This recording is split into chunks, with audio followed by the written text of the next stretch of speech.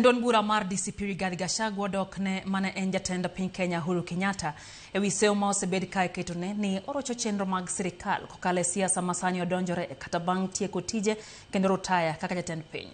Gachagua koni Uhuru en jatend duond bura mar Jubilee kendo entiere kod thuolo mar golo pach e weche mag siasa mana ka Kenya mora mora.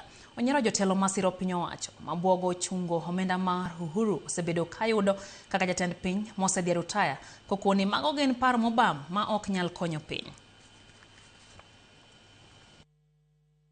Amestaafu, lakini si kusema because he is retired, his mind is retired. He still has an opinion.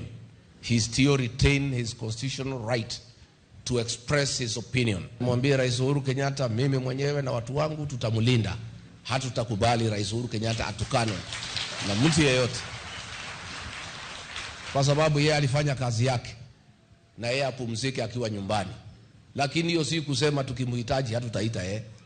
Tukiona hii jamaa ametuweza, tutaita Uhuru Kenyatta akuja tusaidie. Na nyinyi vijana ya Ruto muache kutisha Uhuru Kenyatta ati mtatoa marupurupu yake ati akiendelea kuongea.